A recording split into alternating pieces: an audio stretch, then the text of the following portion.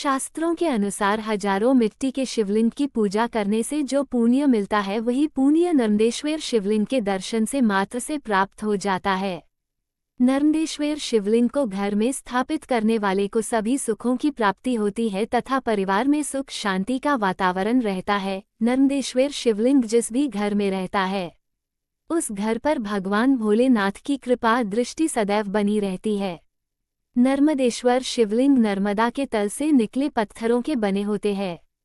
नर्मदा नदी के तेज बहाव तथा भगवान भोलेनाथ वरदान के कारण बड़े बड़े पत्थर आपस में टकरा के एक अंडकार रूप शिवलिंग के जैसी आकृति ले लेते हैं जो अत्यंत पवित्र माने गए हैं। ये शिवलिंग अनेक आकार प्रकार की आकृतियां लिए हुए होते ही जिनको मशीनों द्वारा तरसाने पर उनमें आकृतियां उभरती है।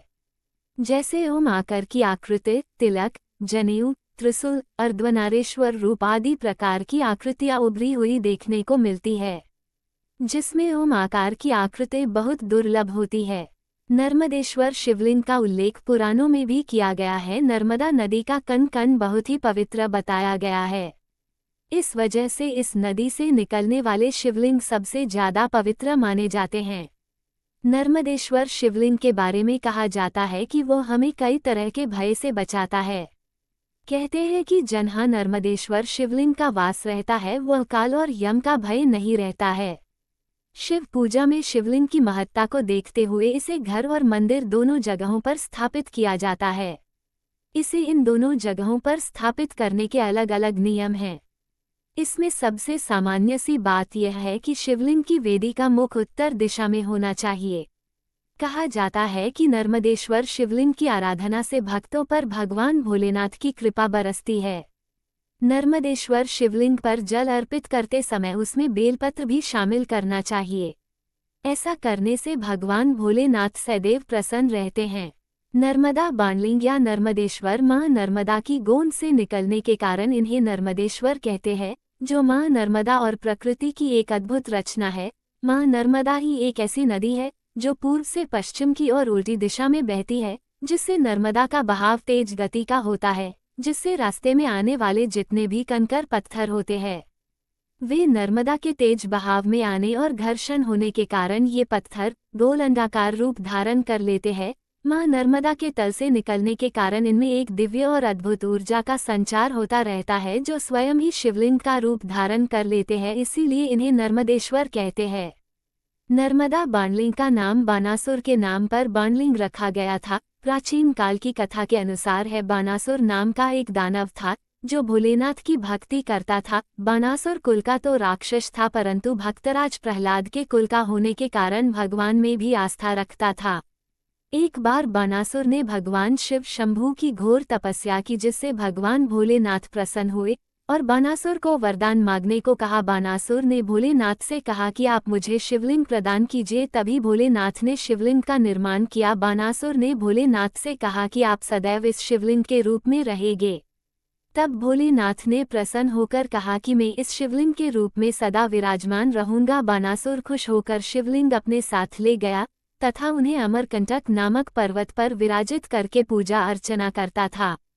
ये शिवलिंग पर्वत से गिरकर नदी में बहने लगे। वह नदी कोई नहीं बल्कि स्वयं माँ नर्मदा थी, क्योंकि अमरकंटक पर्वत से माँ नर्मदा का ही आगमन हुआ है और शिवलिंग बानासुर के द्वारा लाए गए थे, इसलिए इनका नाम बाणलिंग भी रखा गया और नर्मदा में बहने के कारण इन्हें नर्मदेश्वर शिवलिंग कहा जाता है।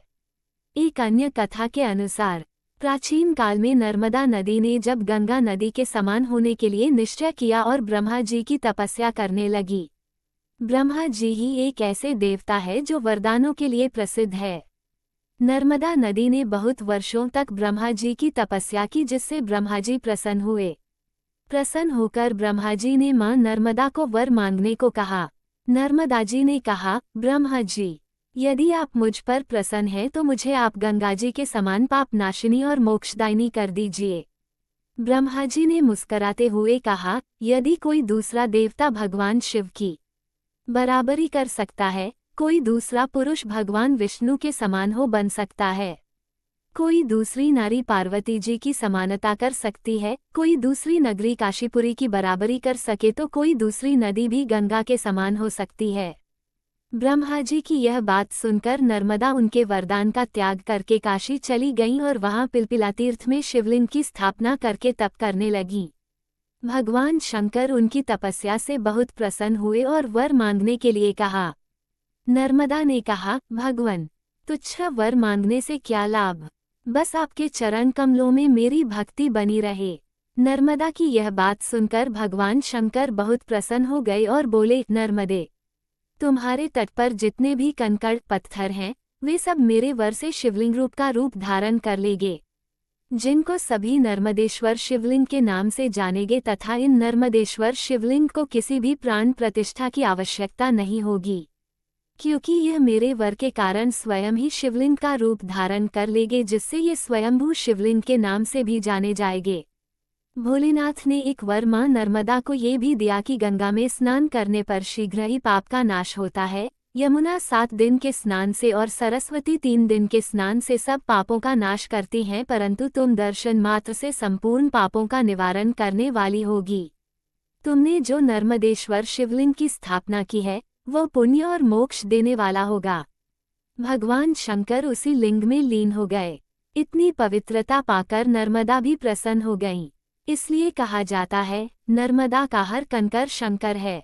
वैसे तो नर्मदेश्वर शिवलिंग को भगवान शंकर के आशीर्वाद से स्वयंभू माना गया है। नर्मदेश्वर शिवलिंग पर यदि रोजाना त्रयंबकम मंत्र बोलते हुए जल की धारा चढ़ाई जाए तो रोगों से छुटकारा मिल जाता है। स्कंद पुराण में कहा गया है कि चातुर्मास्य में जो पंचामृत से नर्मदेश्वर शिवलिंग को स्नान कराता है उसका पुनर्जन्म नहीं होता। जो नर्मदेश्वर शिवलिंग पर शहद से अभिषेक करता है उसके सभी दुख दूर हो जाते हैं, और जो चातुर्मास्य में शिवजी के आगे दीपदान करता है वह शिवलोक को प्राप्त होता है। इस शिवलिंग को घर में स्थापित करने से तथा नित्य पूजा करने से सब प्रकार की सुख समृद्धि प्राप्त होती है। भगवान शिव की कृपा से दुख दरिद्रता दूर होकर वैभव की प्राप्ति होती है। इस शिवलिंग पर रोज काला तिल अर्पण करने से शनि ग्रह की कृपा से सफलताएं मिलती हैं, तथा सरसों का तेल अर्पण करने से शत्रु का नाश होता है। इस शिवलिंग पर नित्य खीर अर्पण करने से सफलताएं मिलती हैं। इस शिवलिंग पर बार बार हाथ का स्पर्श करने से या हाथ में रखकर अधिक समय तक पूजा अर्चना करने से मनुष्य की शारीरिक शक्ति बढ़ती है। इस शिवलिंग पर नीला कमल अर्पण करने से भाग्य उदय होता है। शिवलिंग के समक्ष शिव पंचाक्षर मंत्र जाप से मनोकामना पूर्ण होती हैं। घर में नर्मदेश्वर शिवलिंग की स्थापना कैसे करें?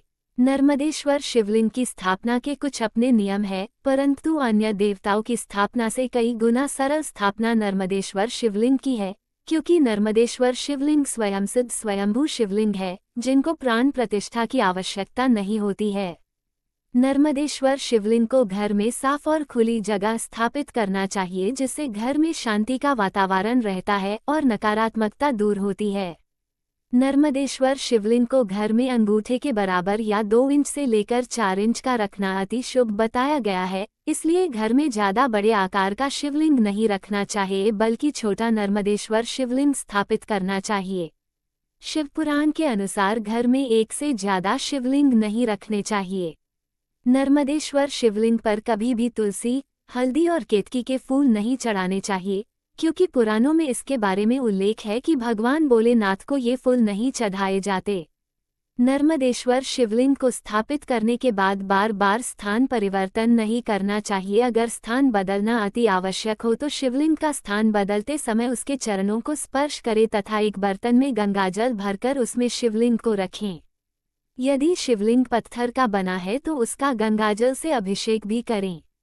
नर्मदेश्वर शिवलिंग स्थापित कर रहे हैं तो उन्हें नाग की आवश्यकता नहीं होती। मंदिरों में नाग लिपटा शिवलिंग रखा जाता है, अर्थात ये पहले से सिद्ध होते हैं और इनकी स्थापना बिना किसी प्राण प्रतिष्ठा के भी की जा सकती है। अगर आप घर में शिवलिंग की स्थापना करने के बारे में सोच रहे हैं तो आपको कुछ बातों का ध्यान रखना चाहिए। इसलिए आपको पूजा करते वक्त कोई ऐसा काम नहीं करना चाहिए जिससे से भगवान शिव आपकी पूजा से रुष्ट हो। हमें हमेशा शिवलिंग की पूजा बड़ी आस्था और विश्वास के साथ करना चाहिए, क्योंकि ये पूजा बहुत ही फलदायी होती है, जो कि आपके जन्म जन्मांतर के पापों का नाश कर देती है।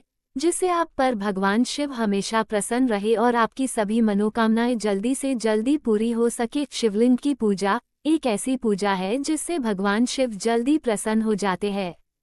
जय शिव शंकर, जय नर्मदा माँ।